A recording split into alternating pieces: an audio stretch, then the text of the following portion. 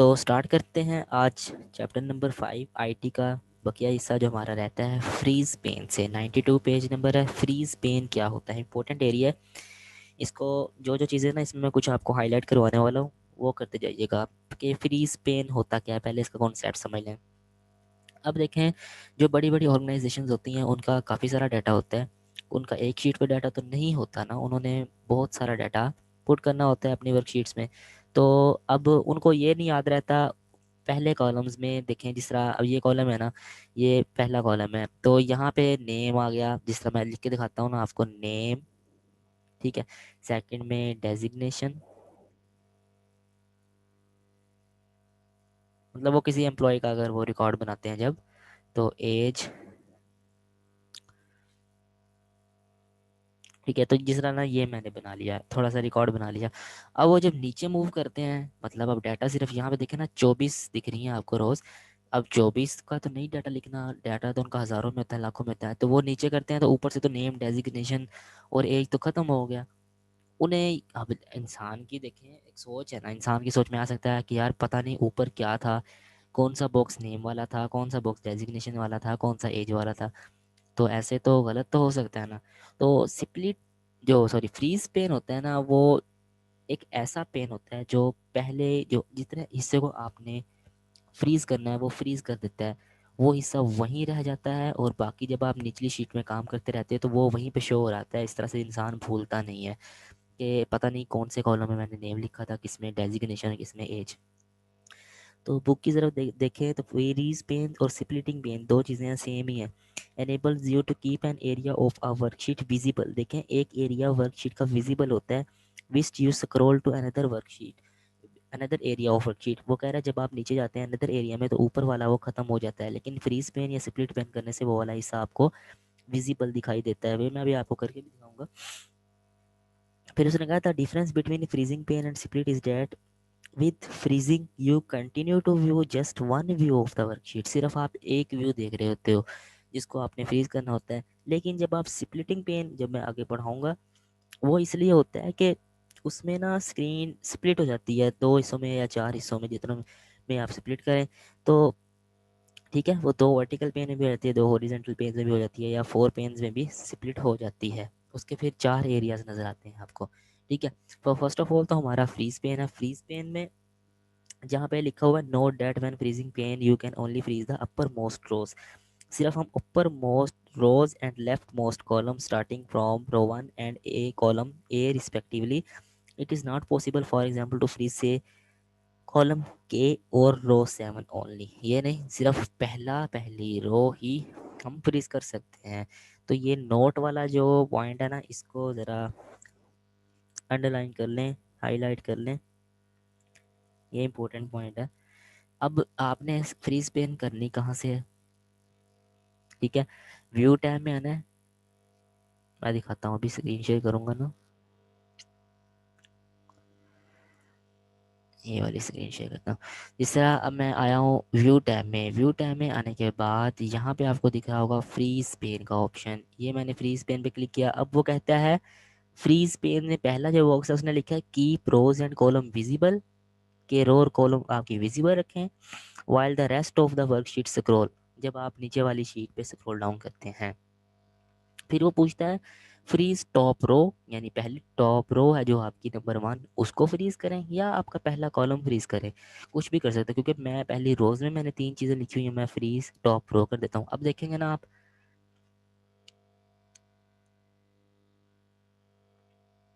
अच्छा जी, एक minute.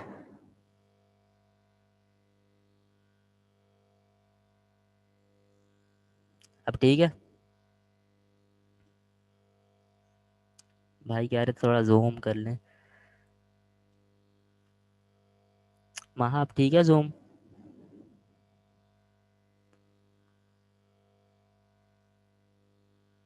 Okay done. अच्छा ये देखिए, मैंने जूम करके दिखा दिया। तो देखिए कॉलम ए बी सी में ना मैंने पहली रो में अपना नेम, डेजिग्नेशन और एज लिखा था। मैं चाहता हूँ कि ये फ्रीज हो जाए और इसको मैंने फ्रीज पेन कर दिया। अब मैं जब नेक्स्ट जरा इसको स्क्रॉल डाउन करता हूँ ना अपनी शीट को, तो ये आप देखिएगा कि ये वाली चीज़ें यहीं पे ही हैं, जबकि देखिए मैं नीचे मूव करता जा रहा हूँ लेकिन पहली रो हमारी फ्रीज हुई पड़ी है। हम नहीं भूलेंगे कि नेम किस में था, डेजिग्नेशन किस में थी और आपकी एज किस पे थी। ठीक है, तो ये देखिए मैं 100 रो पे आया हूँ, लेकिन पहली रो हमेशा हमारी फ्रीज है। इसी तरह से आप पहला कॉलम भी फ्रीज कर सकते हो। देखें पहले कॉलम में अभी ए पहला कॉलम है, तो यहाँ पे जस्ट एज नेम आपका पहला कॉलम है, ये आपका बी कॉलम है, ये फ्रीज नहीं होगा, ये होगा। ठीक है, अब ये किस तरह से होगा ये भी मैं आपको करके दिखाता हूँ। अगर हम ये फ्रीज फर्स्ट कॉलम पे क्लिक करेंगे तो जस्ट ये कॉलम होगा। जब हम ये देखें, अब मैं मजीद कॉलम खोल रहा हूँ, सिर्फ नेम आपका फ्रीज है, बाकी कोई चीज़ नहीं फ्रीज। ठीक है, नेम आपको नज़र आ रहा है। ठीक है, उसके बाद तो ये तो हो गया ना फ्रीज पेन का कॉन्सेप्ट। अगर हम चलें अपने स्प्लिट पेन पे, स्प्लिट पेन क्या होता है, तो यहाँ से फिर अनफ्रीज पेन भी हो जाती है। ठीक है, अगर आपने इसको अपनी ओरिजिनल शेप में लाना हो तो स्प्लिट पेन का कॉन्सेप्ट मैंने आपको बताया, वो 4 हिस्सों में 2 हिस्सों में स्प्लिट हो जाती है। अब स्प्लिट पेन्स मैं मजीद आपको करके दिखाता हूँ, ये फ्रीज पेन के साथ है स्प्लिट। ठीक है, देखिए split the window into multiple resizable panes containing views of your worksheet. मैं इस पर क्लिक करता हूँ तो ये देखें मेरी जो शीट थी वो 4 हिस्सों में स्प्लिट हो गई है। यहाँ पे देखें, अब मैं अगर नीचे मूव करूँ तो सिर्फ अगर, क्योंकि देखें मैं जब नीचे मूव करता हूँ तो ये जो नीचे वाला हिस्सा है ना वो सिर्फ स्प्लिट हुआ हुआ है, लेकिन ऊपर वाला चेंज हो ही जा रहा है। ये देखें ना, नीचे 5 6 7 8 है, लेकिन ऊपर जितने भी थे वो चेंज हो रहे हैं। ठीक है, तो इस तरह से भी आप अपना डाटा स्टोर कर सकते हो। इसको अब अगर आप रीसाइज करना चाहते हो तो ये रीसाइज भी हो जाएगा। यहाँ से अपनी मर्जी से रीसाइज कर लें जितना आप रीसाइज करना चाहते हो। ये मैंने यहाँ पे किया है, तो ये देखें जस्ट नीचे वाले हिस्से से बाकी सारे सेम है, बाकी वो जो है वो बाकी स्प्लिट हुए पड़े हैं। तो इसमें कोई इतना मतलब वो नहीं है कि कॉन्सेप्ट हो या इसमें आपको परेशानी हो, बस ये इतना सा ही इसका कॉन्सेप्ट होता है, ये आपने याद रखना है।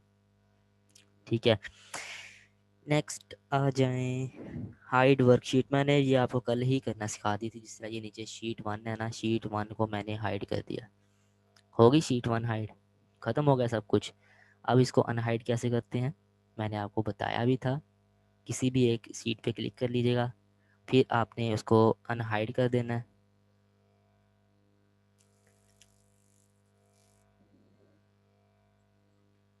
ये मैंने कह दिया अनहाइड है। वो पूछता है कौन सी शीट्स आपने अनहाइड करनी है, तो मैंने सिर्फ शीट 1 ही हाइड की हुई है, तो मैंने यही अनहाइड करनी है। तो वो देखें शीट 1 दोबारा से आपके सामने शो हो गई। तो इसमें यही कॉन्सेप्ट था। नेक्स्ट अगर देखें कस्टम व्यूज़ क्या होते हैं, ये भी कुछ भी नहीं है। ये टॉपिक छोड़ भी देंगे तो कुछ नहीं होगा, लेकिन हमने इसको करना है। You can save specific display setting such as hidden for columns. ये भी जस्ट एक हाइड और अनहाइड वाला सिस्टम है। फिल्टर सेटिंग, रो हाइड्स, कस्टम व्यू। बेसिकली जो कस्टम व्यू होता है ना आपका, वो होता है कि जो चीज़ आप ऑडियंस के सामने पेश नहीं करना चाहते। ठीक है, जिस तरह मैंने माइक्रोसॉफ्ट पावर पॉइंट में ट्रिगर का ऑप्शन यूज़ किया था ना कि आप कोई स्लाइड नहीं दिखाना चाहते, उसी तरह माइक्रोसॉफ्ट एक्सेल में है कि मतलब आप कस्टम व्यू यूज़ कर लेते हैं कि मतलब सिर्फ अहम अहम चीज़ें दिखा दी, बाकी चीज़ें ना दिखाई। मैंने ये पहले देखें सिलेक्ट किया, फिर व्यू टैब में आने के बाद यहाँ पे है कस्टम व्यू। अब save a set of display and print setting का कस्टम व्यू, मैंने इस पर क्लिक किया। तो यहाँ से अब कोई कस्टम व्यू अगर आप ऐड करना चाहते हो तो ये मैंने ऐड कर दिया। वो यहाँ पे लिखता है अगर व्यू में आपको हिडन रोज, कॉलम्स और फिल्टर सेटिंग दिखनी चाहिए या प्रिंट सेटिंग इसके ऊपर रखनी चाहिए। मैं इसको कोई नाम दे देता हूँ एक, ये मैंने सेव कर दी। अब ये इसको कर दो हाइड, ये ख़त्म। अच्छा, अब आप ये ऑडियंस के सामने तो नहीं आ रही। अब जब आप ऑडियंस के सामने अगर ये चीज़ें दिखाना चाहते हो तो अनहाइड करोगे जाके, तो अनहाइड कर लो, कस्टम व्यूज़ में जाके उसको शो कर दो, एक ही बात हो गई। अनहाइड करना, ऑडियंस सोचेगी पता नहीं ये क्या दिखा रहा है हमें, जो इसने चीज़ें हाइड की हुई हैं, अनहाइड की हुई हैं। तो इसका बेस्ट वे होता है आप कस्टम व्यूज़ में जाके इसको, इस शीट को शो करवा दो। तो ये देखें ये आपके सामने ऐसे अगेन शो हो जाएगी। ठीक है, तो इसका सिर्फ ये कॉन्सेप्ट है, इसमें बाकी आपने कुछ भी नहीं करना। लेकिन इसमें जो लाइन लिखी है note that custom view is not available for workbook, अगर कस्टम व्यू टेबल में आ जाए ना, टेबल बना हुआ है, अब फिर उस पर कस्टम व्यू लगाना चाहते हो तो उस पर नहीं लगेगा। ठीक है, ये एक पॉइंट याद रखना है। वो उसी नोट में यही चीज़ बताई गई है कि note that custom view is not available for workbook that contain an Excel table anywhere in the workbook. ठीक है, even if in a different worksheet, वो किसी डिफरेंट किसी और वर्कशीट में हो, किसी और वर्कबुक में हो, लेकिन अगर वो कस्टम व्यू टेबल में आ जाएगा तो फिर ये डिसेबल हो जाता है। ठीक है, ये कॉन्सेप्ट याद रखना है। उसके बाद नेक्स्ट आ जाए, कॉपिंग एंड मूविंग डाटा। ये बिल्कुल सिंपल सा कॉन्सेप्ट है, कॉपी कैसे करना है डाटा और मूव कैसे करना है। यहाँ पे कुछ भी लिख लो, ये अब इस डाटा को यहाँ से कॉपी कर लो, होम टैब से भी जाके कर सकते हो। ये मैंने कॉपी कर लिया, ठीक है। अब किसी और वर्कशीट में जाके इसको पहले को जहाँ पे इसको पेस्ट करना है वो सेल सेलेक्ट कर लो, यहाँ से उसको पेस्ट कर दो। मेन तरीका ये भी है। अगर इस तरह से नहीं करना, फिर एक और तरीका है वो मैं दिखाता हूँ।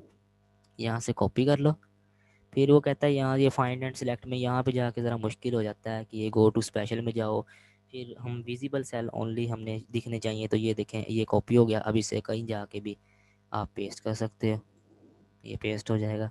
तो ये होता है copy data and paste data, ठीक है जी, ठीक हो गया। उसके बाद आ जाएं, इसी तरह वर्कशीट्स हैं जो आपकी, उनको भी आप कॉपी कर सकते हो। वो बता रहा है कि अगर आपने शीट कॉपी करनी हो, मतलब पूरी शीट को कॉपी करना हो, तो शीट 1 पे क्लिक किया मैंने, यहाँ से मूव और कॉपी कर लें। मैं चाहता हूँ शीट 1 जो है मेरी बुक 1 की, वो हो जाए जी कॉपी, ठीक है। तो इसे मैं यहीं पे जाके इसको फिर मूव भी कर सकते हो आप। अब ये देखें,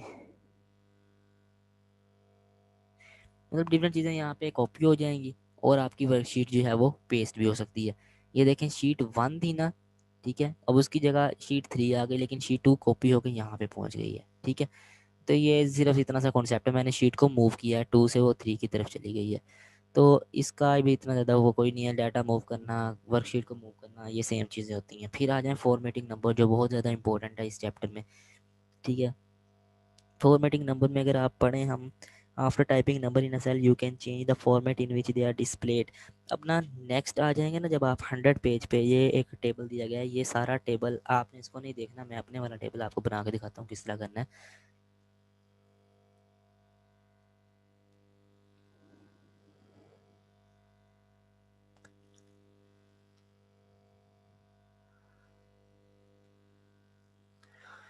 जी तो देखें, मैं ना यहाँ पे एक कोई वर्ड लिख लेता हूँ, बुक की एग्जांपल लिख लेता हूँ जो उन्होंने लिखी है। उन्होंने लिखी है 100.376, 99 पेज पे देखेंगे आप तो वहाँ पे लिखी है 100.376, 100.376 लिख दी। अब वो कहता है आप इसके ना डिफरेंट नंबर्स चेंज कर सकते हो। इस तरह ये सेल को मैंने सेलेक्ट किया, अब ये है जी, यहाँ पे ये नंबर है इसके, ठीक है। जो बाय डिफ़ॉल्ट होता है वो जनरल मोड में होता है, लेकिन यहाँ से नंबर चेंज कर लो। जनरल में अगर देखोगे तो ये इस तरह लिखा हुआ, अगर नंबर में देख लोगे तो वो देखें 100.38 हो गया, नंबर में किया तो उसने राउंड ऑफ कर दिया। करेंसी में कैसा लिखा जाएगा, इस तरह लिखा जाएगा, ठीक है। अगर आपने देखना हो इसको, देखिए टेबल में भी सेम आ रहे हैं, अकाउंटिंग में लिखना चाहेंगे तो अकाउंटिंग में इस तरह आएगा, ठीक है। फिर इसको डिफरेंट फंक्शन में देख, डेट में लिखना चाहो तो इसकी डेट इस तरह से अरेंज होगी। तो हर चीज़ में इसका मतलब डिफरेंट सा कॉन्सेप्ट होता है। इसका ये कॉन्सेप्ट है पहला। उसके बाद है कस्टम नंबर फॉर्मेट क्या होते हैं। ये सिर्फ खाना भूल जाना, पीना भूल जाना, पेज नंबर 101 पे जो पहली ही 4 बुलेट्स है ना, नोट द फॉलोइंग रूल्स, इनको यार घोल के पी लो, पक्का एमसीक्यूज आना है 1 नंबर का, ठीक है। 1 या 2 नंबर, 2 एमसीक्यूज भी आ सकती हैं। अक्टूबर के हर सेशन में यहाँ से एमसीक्यूज आया है, सिर्फ ये बुक की लाइंस।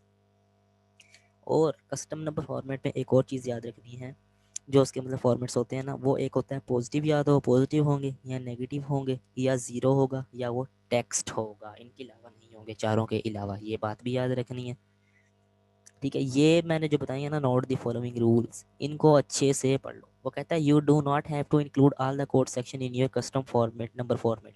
आप सब के सब कोड सेक्शंस एक ही उसमें नंबर फॉर्मेट में ऐड नहीं कर सकते। कौन से, पॉजिटिव नेगेटिव जीरो टेक्स्ट, ये चारों एक में नहीं कर सकते।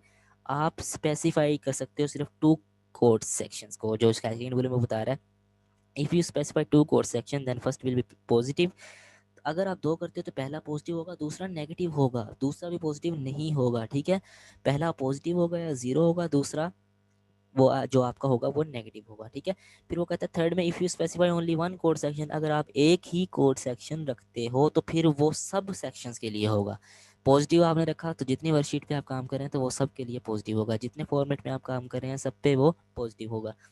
फिर वो कहता है if you want to skip a code section and include a code section that follows it you need to include the ending semicolon for the section that you skip. आपने जो सेमीकोलन उस वक्त यूज़ करना है जब आपने कोई code section को स्किप कर देना है या किसी कोड सेक्शन को आपने सेपरेट करना है, तो आपने सेमीकोलन का सिंबल यूज़ कर लेना है। अब जब आपने बोथ टेक्स्ट एंड नंबर्स, जब आपने टेक्स्ट और नंबर्स को एक बॉक्स में इनक्लोज करना है तो उनको कोटेशन मार्क से आपने बंद करना है, यानी कि और आप precede a single character with a backslash as a single character use करनी है। ये मैं अभी आपको दिखाऊंगा। फिर उसने एक एग्जांपल दिया है, उससे पहले नोट लिखा हुआ है एक, तो वो नोट भी स्टडी कर लें, ये भी इम्पोर्टेंट लाइंस हैं, इनको जस्ट आपने रीड करना है।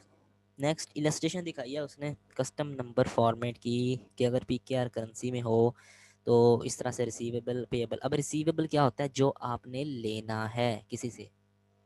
मैंने आपको उधार दिया, मैंने आपसे अब उधार लेना है ना, तो ये रिसीवेबल है, ये पॉजिटिव वैल्यू होगी। ठीक है, मैंने आपसे उधार लेना है, पॉजिटिव है ना, तो मेरे लिए तो ये पॉजिटिव की बात है। तो पेएबल है, मैंने किसी का उधार देना, तो ये मेरे लिए नेगेटिव है, नेगेटिव चीज़ है, तो ये नेगेटिव होगा। अच्छा, ये अब करना किस तरह से है? मैं ना एक डाटा लिख रहा हूँ, इसको हम परफॉर्म करने की कोशिश करते हैं कि पेएबल और रिसीवेबल कैसा लगेगा। इसे मैं एक डाटा लिख रहा हूँ, देखें अभी।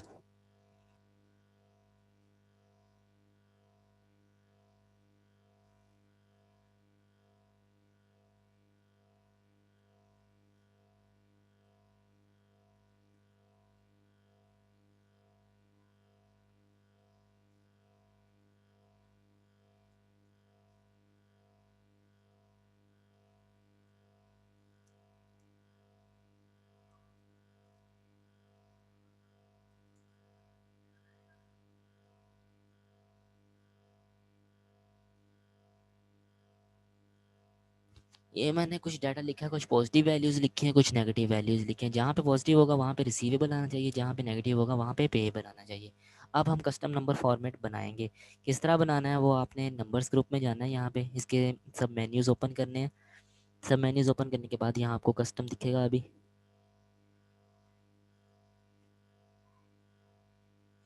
ये यहाँ पे एंड में कस्टम दिया गया है, कस्टम पे क्लिक करना है। कस्टम पे क्लिक करने के बाद यहाँ पे जनरल पे आपने एडिट कर लेना है, जनरल को यहाँ से कैंसिल कर देना है। ठीक है, उसके बाद ना अब जो बुक पे लिखा हुआ है ना, सेम एज दैट उसी तरह से। यार ये पेपर में नहीं आता, पहले बता रहा हूँ, लेकिन आप बुक में है, आप कहेंगे सर ने छुड़वा दिया, तो इसलिए मैं आपको जस्ट ना करके दिखा रहा हूँ ये, कि आपको पता होना चाहिए कि रिसीवेबल क्या होता है और पेएबल क्या होता है।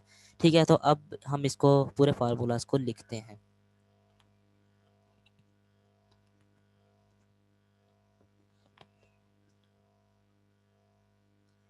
सबसे पहले कोटेशन मार्क लगाना है आपने। कोटेशन मार्क मैंने लगाया PKR, कैपिटल में लिखना है। ठीक है, कैपिटल में लिखा होना चाहिए।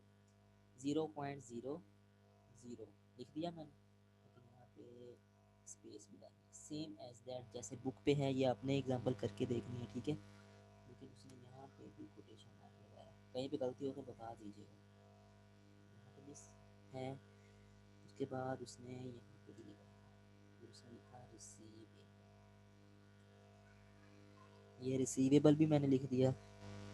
फिर उसने लगाया कोटेशन मार्क, फिर बैक स्लैश लगानी है, ये लगा दी मैंने, फिर कोटेशन मार्क, फिर लिखा उसने PKR के बाद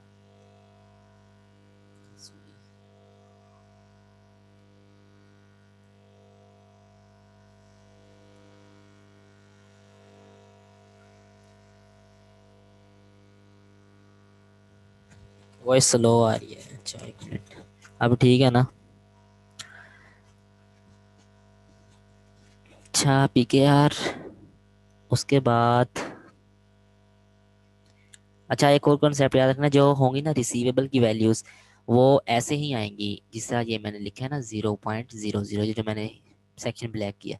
लेकिन जो नेगेटिव की वैल्यूज़ होती हैं, ये आप कैफ, जब आप कैफ करेंगे ना कैफ वन अकाउंटिंग, तो वहाँ पे भी होता है कि जो नेगेटिव में वैल्यूज़ आ रही होती हैं, लॉस में आती हैं, पेएबल होती हैं, उनको ब्रैकेट, उसकी जो क्रेडिट डेबिट हम बनाएंगे उसको हम ब्रैकेट में शो करते हैं। तो फिलहाल आप AFC में हैं, तो AFC में भी मैंने ये थोड़ा सा बता दिया आपको, नेगेटिव वैल्यूज़ ब्रैकेट में आएंगी 0.00 आएगा, ब्रैकेट बंद की। उसके बाद जी मैंने कोटेशन मार्क, फिर मैंने लिखा पेएबल। बस देख लो कोई गलती ना हो, मैंने तो तकरीबन सही लिख दिया है। ठीक है, इसको फिर हम ओके करते हैं। जी तो ठीक लिखा है मैंने, अब देख लें। आ गया आप लोगों के पास PKR पाकिस्तान जो रुपीज़ हैं 10,000 पॉजिटिव में थे, उसके साथ रिसीवेबल लग गया। 20,000 के साथ भी रिसीवेबल लग गया। 2333 जो मैंने नेगेटिव में लिखा था उसके साथ पेएबल लग गया। तो मेन कॉन्सेप्ट था पॉजिटिव वैल्यू के साथ रिसीवेबल लगा है, नेगेटिव वैल्यूज के साथ पेएबल लगा है। ठीक है, ये कॉन्सेप्ट क्लियर। नेक्स्ट उसने ये सारा प्रैक्टिकल करके दिखाया हुआ है जितना भी है। ठीक है, फिर आ जाए 103 पे। ये कैटेगरीज हैं, कुछ ये याद करने वाली हैं, इनको आपने याद करना है। जो स्पेसिफाई कलर होते हैं वो कौन से होते हैं? Green, black, red, white, blue, magenta, सियान एंड येलो होते हैं। अब जीरो और हैश और ये क्वेश्चन मार्क जो तीन कॉन्सेप्ट दिए गए हैं इनको देख लेना है। ये कुछ भी नहीं है, सिर्फ वो बता रहा है कि ये इस तरह से राउंड ऑफ किस तरह होंगे, और कुछ भी नहीं बताया हुआ। 1000 सेपरेटर को कोमा से सेपरेट करना है या हैश से करना है, किस तरह करना है वो बताया हुआ है। और इसके बाद इसमें कुछ भी नहीं है। अगर हम डेट में आ जाएं, अब आ जाएं 104 पे, इसमें कुछ चीज़ें हैं वो मैं आपको बता देता हूँ।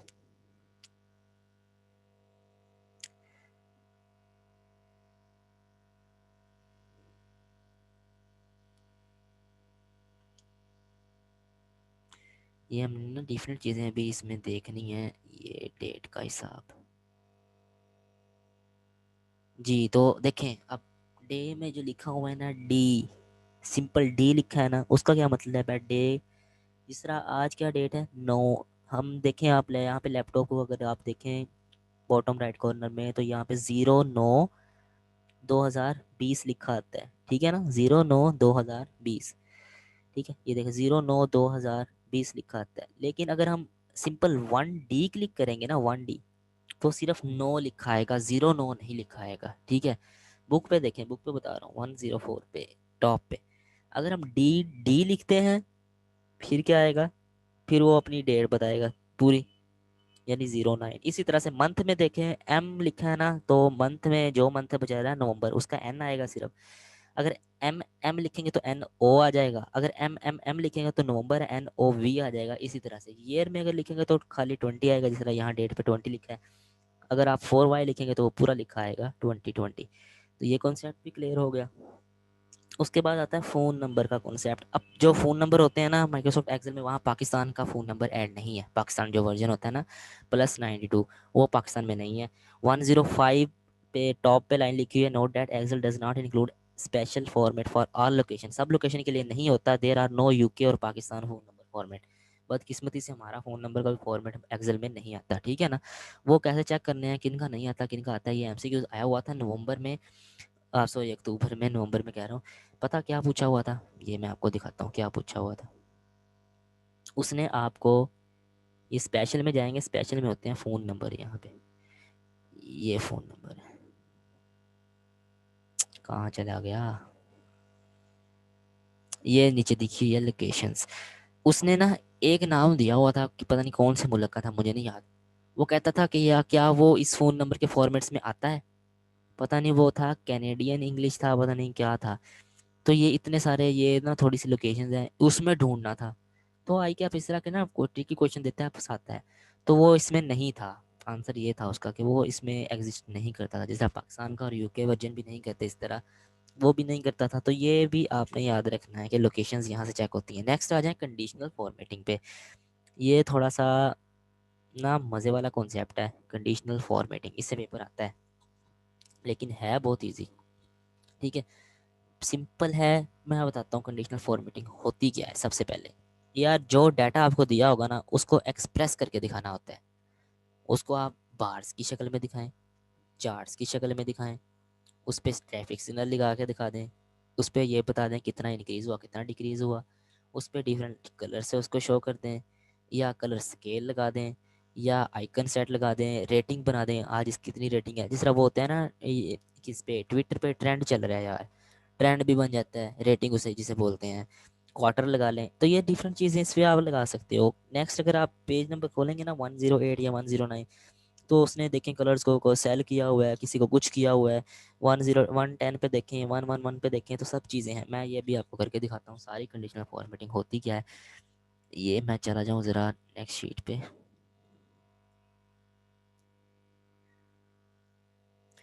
तो काइंडली हमें ना थोड़ा सा मैंने डाटा लिखना है, इसलिए मैं इसको जूम नहीं कर सकता वरना फिर नज़र नहीं आएगा। थोड़ा सा कर देता हूँ, ठीक है।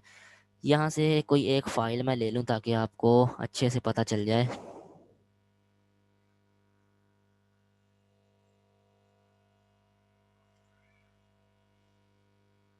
यार कोई भी नहीं पड़ी, चलें ये देखते हैं।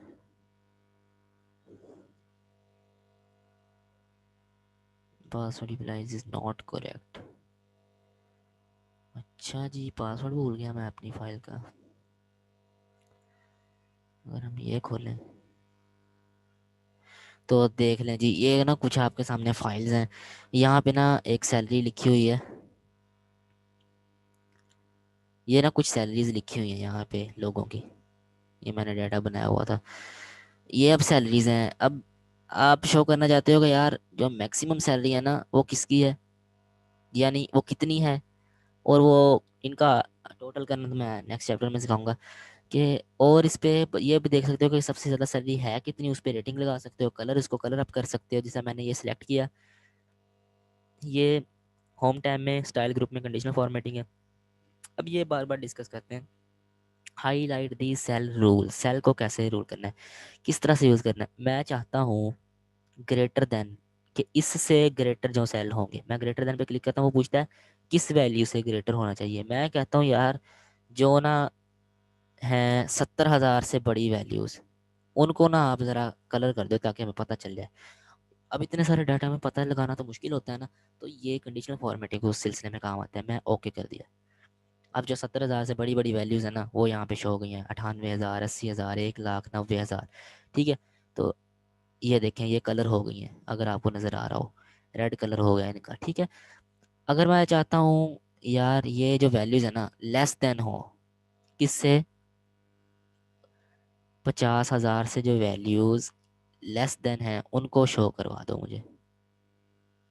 तो 50,000 से कौन सी है, सॉरी सिलेक्ट तो किया है नहीं कॉलम, सॉरी।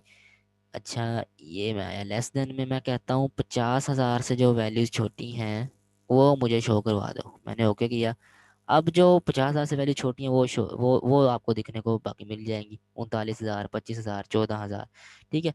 तो अब इसमें ना ये देखें ये मिक्स हुआ पड़ा है, क्योंकि हमने यहाँ पे पहले ग्रेटर देन वाले भी किए हैं, वो भी मिक्स हो गई, और लेस देन वाले भी किए हैं। इसके लिए पता क्या करना होता है, कंडीशनल फॉर्मेटिंग से जब आप ग्रेटर देन में आते हैं तो पहले इसको ख़त्म कर लिया करें, ठीक है।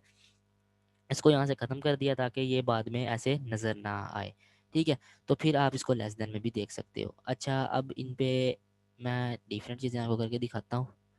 यहाँ से आप क्लियर रूल जो मैंने इस पे चीज़ें लगाई हैं वो इसको यहाँ से आप क्लियर भी कर सकते हैं, ठीक है। ये देखें बिल्कुल अब साफ़ हो गया। अब नेक्स्ट इसका कॉन्सेप्ट देखते हैं, टॉप बॉटम रूल्स। कि टॉप 10 आइटम्स हैं जो वो हाईलाइट हो जाएं, या टॉप 10% वाले जो वैल्यूज़ हैं वो हमें मतलब कलर अप हो जाएं, या इतने से अबव एवरेज वाले जो हैं वो इकट्ठे हो जाएं। तो ये इन चीज़ों के लिए डाटा बार्स होते हैं, ये जिनकी वैल्यूज़ बड़ी होंगी उन पर डाटा बड़ा हो जाएगा। देखना कोई भी आप इसमें कलर चूज़ कर सकते हो। पहले शर्त है कॉलम सिलेक्ट करने की, जो जहाँ पे आपने करना है उस कॉलम को सिलेक्ट कर लेना है। डाटा बार मैं आपको लगा के दिखाऊँ, मैं लगाता हूँ ये वाला, ये मैंने कलर अप किया। अब देखें जिस जो वैल्यू सारी बड़ी है ना वो फुल कलर अप है, 1 लाख फुल अप है, 98 थोड़ा सा कम है। जो जितनी जितनी वैल्यूज़ हैं उसी हिसाब से, 10,000 है सबसे छोटी वैल्यू, तो यहाँ पे देख लें ये वाली वैल्यू जो है उसमें कम कलर है, ठीक है। तो ये होता है इसको कलर में शो करना। फिर आ जाते हैं कलर स्केल। अब कलर स्केल भी है, कोई भी आपने इनको देखो, मैं देता हूँ ये ग्रीन सा दे देता हूँ।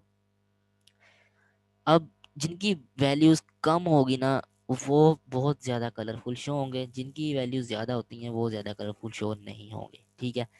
ये देख लें। अब ये है जी इसका कॉन्सेप्ट, इसको भी मैं क्लियर कर देता हूँ ताकि दूसरे अच्छे से समझ आए, ठीक है। ये मैंने सेलेक्ट किया। नेक्स्ट हम जाते हैं आइकन सेट। अगर इस पर कोई लगाना है, मैं चाहता हूँ कि कोई भी इस तरह ये लग जाए, सिग्नल लगा दिया मैंने। अब ये देखें डिफरेंट लाइंस जो हैं वो शो रहे हैं, जो वैल्यूज़ बहुत बड़ी हैं ना उनको ग्रीन से शो कर रहा है, जो बहुत छोटी हैं उनको वो रेड से शो कर रहा है, जो उससे मिड वाली वैल्यूज़ हैं उनको वो येलो से शो कर रहा है। ठीक है, तो ये आप डिफरेंट इसमें कलर वगैरह भी लगा सकते हैं अपने। ये होगा कंडीशनल फॉर्मेटिंग। अच्छा, उसके साथ अगर रूल को मैनेज करना है तो इनमें आपका कोई वो काम नहीं, ये मैं क्लियर कर दूं फिर। ठीक है, तो ये होती है यार कंडीशनल फॉर्मेटिंग। अब नेक्स्ट अगर आप पेज ओपन करते जाएं तो उसने यही चीज़ें सिखाई हुई हैं जो मैंने आपको करके दिखा दी हैं। ठीक है, बस और कुछ भी नहीं है इसमें। जो नेक्स्ट वो सिलेक्टिंग नेविगेशन में ना, वो वर्कशीट में बता रहा है कि वर्कशीट को हाइड कैसे करना है, सेल्स को कैसे हाइड करना है। तो ये मैंने चीज़ें भी आपको बताई हुई हैं कि इसमें वो बताया हुआ है हाइड कैसे करनी है, अनहाइड कैसे करनी है, और शीट्स को डिलीट कैसे करना है, ये भी मैं आपको बता दूँ। ये शीट 1 है ना, ये देखें अब, यहाँ पे आपको डिफरेंट फंक्शंस दिख जाते हैं, लेकिन अभी अनहाइड है क्योंकि मैंने वहाँ पे ना ये शीट पे ज़रा काम किया हुआ है, इसलिए यहाँ पे डिलीट का जो है ना ऑप्शन नहीं वो शो होता। इसको आप इंसर्ट टैब में भी जाकर कर सकते हो। आपकी अगर आप इंसर्ट टैब में आए यहाँ पे, ये यहाँ पे इंसर्ट है। ठीक है, जब आप शीट पे अभी देखें ये शीट, क्योंकि ये यहाँ पे ना बहुत ज़्यादा काम हुआ है इसलिए ये नहीं हो रही। तो अगर आप क्लियर अप करके करेंगे ना तो ये शीट भी है जो डिलीट भी हो जाती है, जो आप करना चाहें वो हो जाता है यहाँ से। बाकी इसमें कुछ भी नहीं है, चैप्टर एंड होता है यहाँ पे हमारा, चैप्टर 5। अब कल आपका एक चैप्टर 5 का टेस्ट भी है। ठीक है, लिंक अभी शेयर कर दूंगा, आपकी जब मर्जी इसको तैयार करके करना या जब भी कीजिएगा, आप पे डिपेंड करता है। कुछ जो इंपॉर्टेंट चैप्टर हैं उनका मैं टेस्ट लूँगा, चैप्टर 5, 6, 7 का भी लूँगा। ठीक है, इन 3 चैप्टर के तो टेस्ट लूँगा। फिर जब ये एक्सेल ख़त्म हो जाएगा फिर हमारा सेशन एंड हो रहा है। ठीक है, उसके बाद हम कंप्लीट बुक का एक टेस्ट रखेंगे जिसमें एमसीक्यूज होंगे सिर्फ एक्सेल, वर्ड और पावर पॉइंट जो हमने आपको कवर करवाने थे। बिजनेस कम्युनिकेशन वाले जो बच्चे हैं उनका भी 2-3 दिन तक ये सेशन एंड हो जाना है, उनका भी फुल बुक का एक टेस्ट होगा, लेकिन अभी इंडिविजुअली टेस्ट होगा चैप्टर नंबर 5, 6, 7 के आईटी के। तो आपका कल चैप्टर नंबर 5 का टेस्ट होगा, ऑनलाइन टेस्ट होगा। आपने 10 से 15 एमसीक्यूज होंगे या 20 एमसीक्यूज या 25, जितने भी होंगे वो आपने करने होंगे। ठीक है, चैप्टर नंबर 8 में हमने डिस्कस करना है सिक्योरिटी को। अपनी वर्कशीट को हम सिक्योर कैसे कर सकते हैं, मतलब यार इनको सिक्योरिटी कैसे दी जाए, इनको पासवर्ड कैसे लगाया जाए, कोई और बंदा ना इसको देख ले, ये चीज़ें हमने डिस्कस करनी है। मतलब अपनी शीट को कैसे प्रोटेक्ट कर सकते हैं, वर्कबुक को, अपने सेल्स को कैसे प्रोटेक्ट करना है। तो इसमें बताया हुआ है Marquez final encrypt with password, फिर प्रोटेक्ट करंट शीट को प्रोटेक्ट करना है या वर्कबुक को करना है, या और भी डिजिटल सिग्नेचर लगाना हम सीखेंगे कि किसी भी हम अपने माइक्रोसॉफ्ट एक्सेल का जो हमारा डॉक्यूमेंट होगा उसको अपने उसके अथेंटिक सिग्नेचर उस पर कैसे कर सकते हैं, वो भी करना सिखाऊंगा। लेकिन फर्स्ट ऑफ ऑल 197 पे आ जाए, मार्क एज फाइनल। वो कहता है when a workbook is mark as final, जब हम किसी बुक को मार्क एज फाइनल यानी कि फाइनल हो गई है ये बुक, जब हम इसको मार्क एज फाइनल कर देते हैं तो सिर्फ हम इसको फिर पढ़ सकते हैं, उसमें कोई चेंजेस नहीं ला सकते। ठीक है, this means that typing, editing commands and proofing marks are disabled and turned off. ना हम उसको टाइप कर सकते हैं ना हम उसको एडिट कर सकते हैं। ठीक है, अब मैं ये आपको करना दिखाता हूँ ज़रा, लेकिन हम इसको पढ़ लें। स्टेप बाय स्टेप करना सिखाऊंगा। The mark as final procedure are as follow, click the mark as final in the protect interface on the file tab. File tab में वो कह रहा है आए, फाइल टैब में आने के बाद वो हमसे कह रहा है कि परमिशन में आ जाए, वहाँ से अपनी प्रोटेक्ट वर्कबुक है जो आपकी, यहाँ पे है mark as final. Mark as final भी मैंने क्लिक किया, वो कहता है this workbook will be marked as final and then save. मैंने कहा जी हाँ कर दो। फिर वो कहता है this document has marked as final indicate that the editing is completing and the final version of the document. ठीक है जी कर दो। मेरी वर्कशीट जो है मार्क एज फाइनल हो गई, ये देखें ऊपर शो भी हो गया मार्क एज फाइनल। ठीक है, मेरे अलावा अब इसको कोई नहीं कर सकता। आपके पास मैं ये वर्कशीट शेयर कर दूँ ना, आप इसमें कोई एडिटिंग नहीं कर सकते, मैं भी नहीं कर सकता। अब ये देखें मैं कुछ राइट कर रहा हूँ, राइट हो ही नहीं रहा, कुछ मैं लिख ही नहीं सकता ना, इसको एडिट मैं कर सकता हूँ। ये देखें, ये मैं चाहता हूँ कि जो 98,000 लिखे ना ये डिलीट हो जाए, नहीं हो रहा डिलीट, मैं बटन क्लिक कर रहा हूँ नहीं होता। हाँ, इस सूरत में अगर आप एडिट एनी वे पे क्लिक कर दें, जो लिखा है an author has mark this workbook as final to discourage editing, अगर आपने डिस्करेज करना है इस एडिटिंग को तो एडिट एनी वे पे क्लिक कर दें। अब आप कर सकते हो चेंज। 98,000 मैंने डिलीट कर दिया, मैंने यहाँ पे 1 लाख लिख दिया। ठीक है, तो ये होती है जी मार्क एस फाइनल में, सिर्फ ये कॉन्सेप्ट याद रखने हैं। और एक और चीज़ें हैं जो लिखा हुआ है, all of the options will editorial capacity have been disabled, note that जब आप मार्केस फाइनल कर देते हैं तो होम टैब में find and select review show all commands view zoom ये डिसेबल नहीं होते, बाकी सारे डिसेबल हो जाते हैं, ये एनेबल ही रहते हैं। ठीक है, ये था मार्केस फाइनल का कॉन्सेप्ट। तो अगर आप देखेंगे ना रिमूव मार्केस फाइनल 198 पे, तो जिस तरह मैंने बताया कि अगर आप चाहते हैं एडिट करना तो क्लिक एनीवे एडिट एनीवे पे क्लिक कर दें तो वो एडिट हो जाएगी। फिर कहते हैं जी इनक्रिप्ट विद पासवर्ड, ये भी कर लेते हैं, ये भी छोटा सा कॉन्सेप्ट है, यही वर्कशीट है। मैं इस पर पासवर्ड लगाना चाहता हूँ कि पासवर्ड प्रोटेक्शन, पासवर्ड के अलावा इसको कोई ना खोले। तो मैं यहाँ पे आपको करना सिखाता हूँ, लेकिन उससे पहले दो तीन चीज़ें याद रख लें। यहाँ पे लिखा हुआ है note password are case sensitive, for example P A small letter KIST large sorry capital letter में लिखा है, इस तरह नहीं होना चाहिए। अगर इस तरह हो भी जाए तो जब पासवर्ड आपने लगाना है तो इसी तरह लगाना है। फिर 2 PA स्मॉल लिखोगे, बाकी 4 कैपिटल लिखोगे, फिर 2 स्मॉल लिखोगे। जिस तरह आपने एक बार पासवर्ड सेट किया है, चाहे वो कैपिटल में करें या स्मॉल में करें, वर्कशीट उसी से दोबारा ओपन होगी।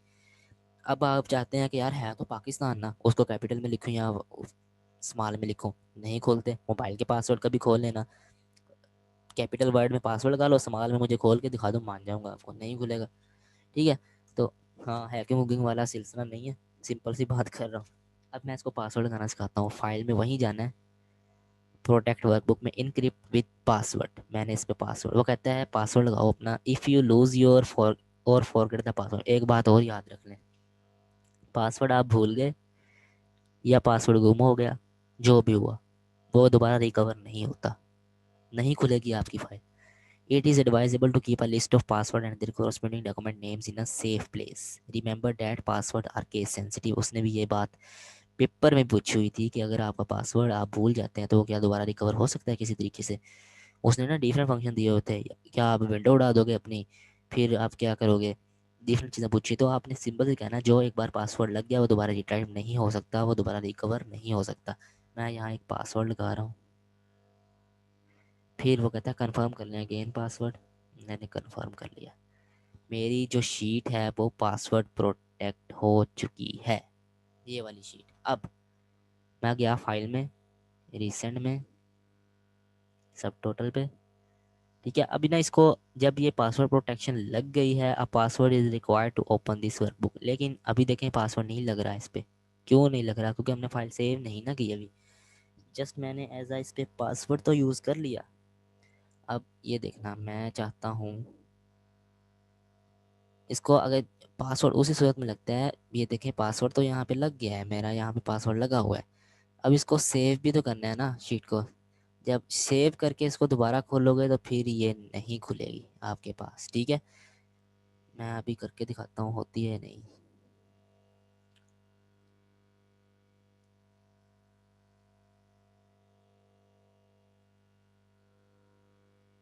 ये देख लें जी, जब नेक्स्ट शीट खोल लें तो यहाँ पे भी ये मुझसे पासवर्ड मांग रहा है, ये दूसरी मगर वर्कशीट है। ठीक है, ये देखें पासवर्ड लगाया तो शीट खोली है दूसरी, जिस पे भी आप करना चाहें। मैंने ये दूसरी खोल के दिखा दी है आपको, पासवर्ड लगाओगे तो शीट खुलेगी, वरना शीट नहीं खुलेगी।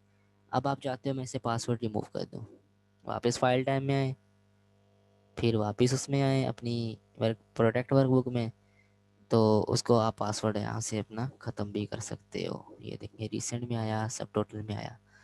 ठीक है, तो अब यहाँ से अपना पासवर्ड ख़त्म कर लो, जो यहाँ पासवर्ड था इसको यहाँ से डिलीट कर दो। ठीक है, ये होगी डिलीट। अब देखें वहाँ से ख़त्म हो गया पासवर्ड आपका। तो ये होता है जी पासवर्ड लगाना, पासवर्ड ख़त्म करना। ठीक है, तो नेक्स्ट कॉन्सेप्ट, एक और कॉन्सेप्ट जिसमें वो बता रहे हैं हमें 200 पेज नंबर पे, प्रोटेक्ट करंट शीट। ये जो आप शीट पे काम कर रहे हैं इसको प्रोटेक्ट कैसे कर सकते हैं, वो भी हो जाती है। ये देखें फाइल में, प्रोटेक्ट में, ये प्रोटेक्ट करंट शीट। ठीक है, तो ये ऑप्शनल है, आप पासवर्ड भी यहाँ पे दे सकते हो, नहीं भी दे सकते। ये मैंने पासवर्ड लगा दिया, ओके मैंने कर दिया, री एंटर द पासवर्ड। अब मैंने पासवर्ड यहाँ पे लगाया हुआ है, देखो मैं कोई चीज़ राइट करता हूँ तो वो मुझे कह रहा है the cell or chart that you are trying to change the is protect and therefore read only, सिर्फ हम इसको रीड ही कर सकते हैं। कहीं पे भी क्लिक करोगे वो नोटिफिकेशन दे देता है जब आप कोई वर्ड लिखोगे, तो इस तरह से आपकी जो है वो शीट भी प्रोटेक्ट हो जाती है। अब नेक्स्ट एक और कॉन्सेप्ट दिया हुआ है, वो भी देख लो, ताकि यार ये सिक्योरिटी वाला ना सिस्टम ख़त्म कर लें, ये सिंपल सा होता है। अब ये करंट शीट को प्रोटेक्ट किया हुआ था, पासवर्ड लगाएं, कह रहे हैं इसको प्रोटेक्ट करने के लिए। ये मैंने पासवर्ड लगा दी, अब इसको मैं कर सकता हूँ जो भी मैंने लिखना है। अब नेक्स्ट है कि वर्कबुक, ये कंप्लीट वर्कबुक, इसको कैसे आप कर सकते हो सिक्योर। ये वर्कबुक स्ट्रक्चर में आया, अनप्रोटेक्ट दी वर्कबुक, कर गया हूँ प्रोटेक्ट पहले। अच्छा दोबारा करते हैं। ये आया वर्कबुक स्ट्रक्चर में, कहता है प्रोटेक्ट वर्कबुक फॉर स्ट्रक्चर, सिर्फ ये स्ट्रक्चर हो या विंडो भी हो जाए, मैं कहता हूँ विंडो भी कर दो। पासवर्ड ऑप्शनल है, आपकी मर्जी है पासवर्ड लगाना है या नहीं, वहाँ पे लगाना था शीट में, न लगा दिया मैंने। अब पासवर्ड लग गया, लेकिन इसमें आप राइट कर सकते हो, ठीक है ना, लेकिन वर्कबुक का नेम नहीं चेंज कर सकते, वर्कबुक नहीं चेंज कर सकते, डिफरेंट चीज़ें नहीं आप चेंज कर सकते, ठीक है। बाकी इसको जो है वो प्रोटेक्ट वर्कबुक हो जाएगी, क्योंकि आप इसमें राइट कर सकते हो। अब इसको भी यार जिस तरह वो ख़त्म किया है ना, उसी तरह से इसको भी ख़त्म कर सकते हो।